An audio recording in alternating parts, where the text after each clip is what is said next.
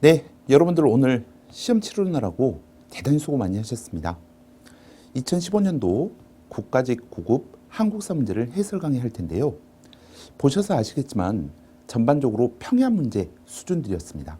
그리고 기본서라든지 아니면 문제집에서 자주 보셨던 내용들이 많이 나와가지고 여러분들 쉽게 푸셨을 것 같습니다. 자, 그러면 한 문제 한 문제씩 같이 풀어보도록 할게요. 자, 그러면 1번부터 같이 한번 보도록 하죠. 고려사회의 모습으로 옳지 않은 것을 골라보십시오. 자, 1번입니다. 천민 출신인 이유민이 무신 정권의 최고 권력자가 되었답니다. 그렇죠? 정종부, 경대승, 그리고 이유민. 이 이유민은 천민 출신으로서 최고 권력자가 된 무신 정권의 인물이었습니다. 1번 맞죠? 그 다음에 2번. 외거노비가 재산을 늘려서 그 처지가 일반 양인들과 유사해질 수 있었습니다. 외거노비들은 주택이라든지 아니면 토지를 소유할 수 있었기 때문에 재산 축적이 가능했었죠. 그래서 일반 양인과 그 처지가 유사해질 수 있었습니다. 그리고 3번.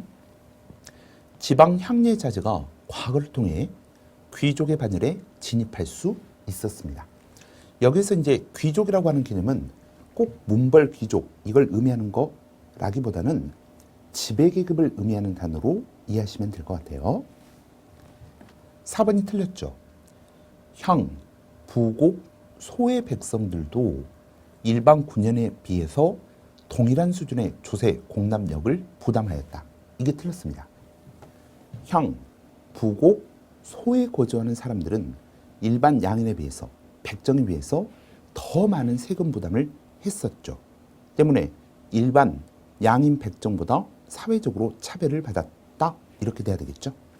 그래서 1번 정답은 4번 고르시면 되겠습니다. 됐죠? 자, 다음은 두 번째 문제 보겠습니다. 조선 정기에 사림에 향촌을 주도하기 위한 동향으로 옳지 않은 것을 골라보십시오. 즉 문제에서 조선 전기 이렇게 딱 돼 있죠. 1번. 도덕과 의례의 기본서적인 소학, 그 다음 주자가리를 보급하였다. 1번 맞습니다. 그리고 사림들은 향사례, 향음주례 실시를 주장하였다. 이것도 맞죠? 세 번째, 향회를 통해서 자신들의 결속을 다지고 향촌을 교화하였다. 1번, 2번, 3번은 전부 다 조선 전기에 해당되는 내용 맞습니다. 그런데 촌락단위의 동약을 실시하고 문중 중심의 서원과 사후를 많이 세웠다. 이런 것들은 조선 후기에 기존 양반 사족들의 사회적 지위가 하락하면서 그들의 지위를 유지하기 위해 보였던 내용들이죠. 그래서 1번, 2번, 3번은 조선 전기, 4번은 조선 후기. 그래서 정답을 4번 고르시면 되겠습니다. 자, 3번 문제 보실까요? 과전법과 그 변화에 대한 설명으로 옳지 않은 것을 고르십시오.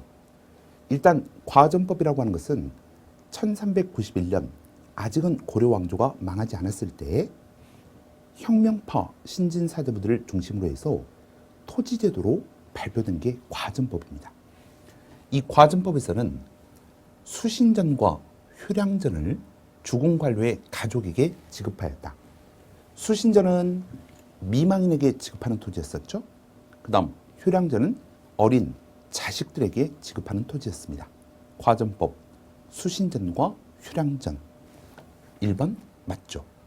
그 다음에 2번 보세요. 공음전을 5품 이상 관료에게 주어서 세습을 허용하였다. 2번 같은 경우에는 과전법의 내용이 아니라 고려시대 전식과에 관련된 내용입니다. 그래서 2번이 틀렸습니다.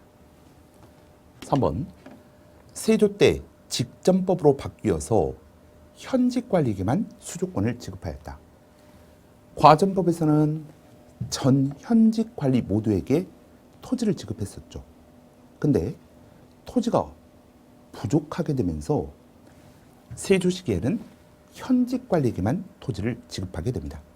그때 토지 지급은 수조권을 지급하는 거였고요. 4번, 성종 때에는 관수관급제를 실시, 전주의 직접 수조를 지향하였다. 전주가 뭡니까? 수조권을 행사하는 주체. 이 직전법 이후에 전주는 기본적으로 관리가 직접 수조권을 행사했었죠. 성종 때는 관수관급제를 실시해서 국가가 수조권을 행사해서 거두어 가지고 거둔 것들을 관료에게 나누어 주는 제도로 바뀌었습니다. 그게 바로 관수관급법이죠. 관수관급제. 그래서 4번도 맞는 지문입니다. 3번의 정답은 2번이 되겠죠.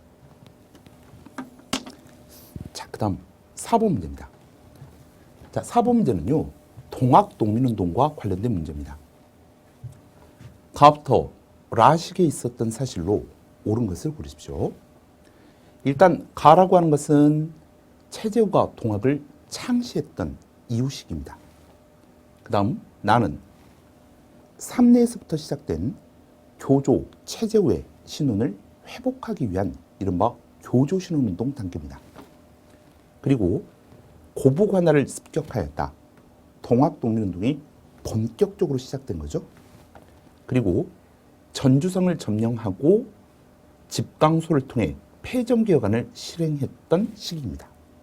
그리고 재봉기를 했었고 우금치 전투에서 대패하였다. 자, 이 동학농민운동과 관련된 표를 보고 황토현 전투는 어디예요?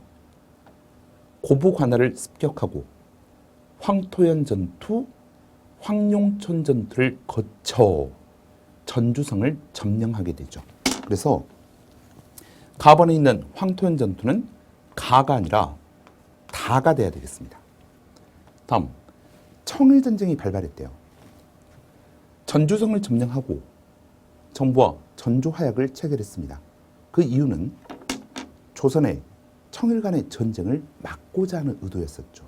그러나 일본이 청나라를 선제 공격하면서 동학농민군이 재봉기를 하게 되고 결국 농민군이 우금치 전투에서 패배를 하게 되면서 동학농민운동은 좌절되게 되죠. 때문에 청일전쟁이 발발하였다. 요거는 라가 되겠습니다. 다음, 남북접군이 논산에 집결하였다. 역시 재봉기했던 시점 라가 되겠습니다. 다음, 일본군이 경복궁을 점령하였다. 그게 점령하고 청나라를 공격하고 청일전쟁이 일어나는 거죠. 그래서 라가 맞습니다. 자, 4번 정답은 그래서 4번이 되겠죠. 됐습니까? 네. 자, 다음은 5번 문제를 한번 봐볼게요. 자, 5번 문제는요, 순장 금지에 관련된 내용입니다. 이건 뭐 아주 간단한 문제죠. 지중왕 시기에 순장을 금지를 하게 됩니다. 그러면 순장을 금지하는 이유가 뭐였어요? 바로 농업 생산력 상승에 따라서 노동력이 중요했기 때문에 순장을 금지하게 되는 거죠.